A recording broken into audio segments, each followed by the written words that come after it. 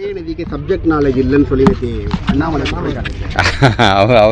அவருக்கு ஆரம்பத்துலேருந்து அப்படி தான் நாங்கள் இன்றைக்கி வந்து இளைய சமுதாயம் சார்ந்து இன்றைக்கி ஒரு பல்வேறு விதத்தில் ஒன்றும் இல்லை, அவர்கிட்ட நான் சொல்கிறது ஒன்று தான், ஸ்கில் டெவலப்மெண்ட் சார்ந்து எங்களுடைய மாண்புக்கு துணை முதலமைச்சர் எடுத்திருக்க இந்த முன்னெடுப்புகளை பாருங்கள்.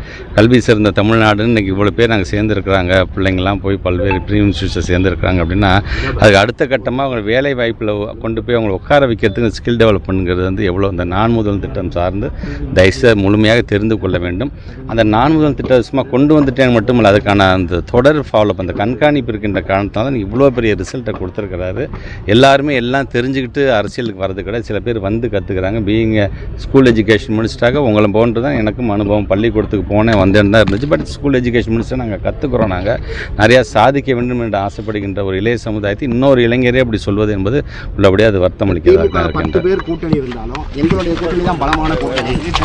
காக்கா கிலோவா 10 பேர் இருக்கிறத விட 5 கிலோவா நாங்கள் 2 பேர் சொல்லி இல்லை, அரசியல் சார்ந்து இப்போ என்ன இன்னும் ஒரு 4 மாதத்தில் நமக்கு தேர்தல் இருக்கக்கூடியது. நான் ஆரம்பத்தில் சொன்ன மாதிரி தான் 10 பேராக மட்டுமல்ல 10 ஆண்டுகளாகவே ஒரு வலுவான ஒரு கூட்டணி நாங்கள் தொடர்ந்து கொண்டு போயிடும். அதில் ஏதாச்சும் பிளவு வந்துடக்கூடாதா அப்படின்னு பல பேர் அதை இயங்கிட்டு இருக்காங்க. அதற்கான வழிவகையை எங்கள் தமிழ்நாட்டு முதலமைச்சர் விடமாட்டார் என்பதை